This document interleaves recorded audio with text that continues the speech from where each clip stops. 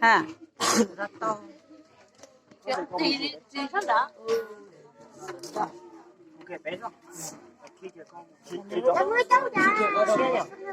ha chia tiếp tới anh luôn không thấy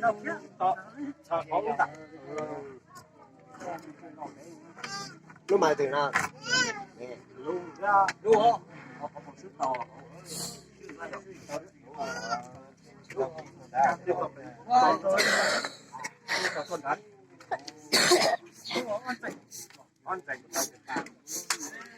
Cái này thì to nhưng mà sao?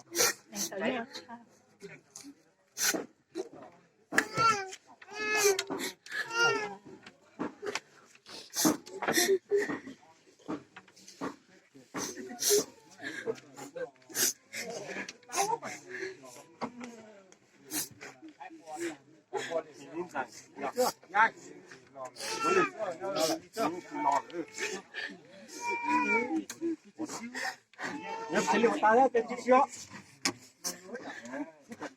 Nên tỏ lên này, tròn thế rồi, im rằng. Chú tỏ đấy rồi. Kìa, sao mà. chiều mạnh đấy Cho này sống rồi. ít kém nó không có tàu này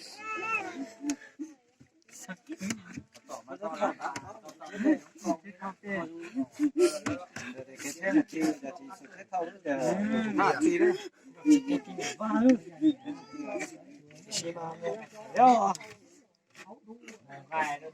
Cái chả có kia thử ngày họ rồi đấy đó thôi nha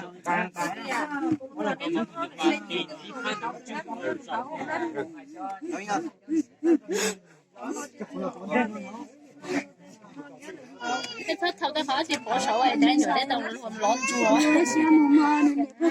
Nhưng mà nhà một con để cho nó giờ chơi Cái gì mất trần thôi. tao ít thuộc tao có liều tao luôn là chạy nó chỗ nó được quá tao nói chỉ bảo nó chưa có chỉ mua tao đi có chỉ mua cái nào có tao Lấy chỉ cứ lên đây con tên đó. Lên đây ở thì nó cao quá, cứ con tên à. Lên tổ luôn đấy Không chịu qua cả. Một cái mua tới đây một cái.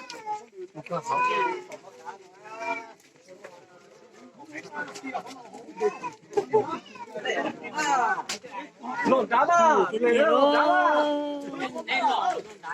à mày nó dây mùa mà pro kia nó nhỏ luôn Cho nó vô. Đấy tôi là thấy là nó chụp. Nó xéo con đá. Ôi. Xéo con đá. Hơn nó thì lô đi.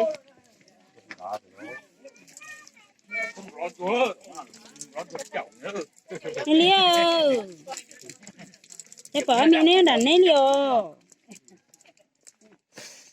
Đi đi có mất chứ na. mua nữa chứ đừng qua mua Liêu.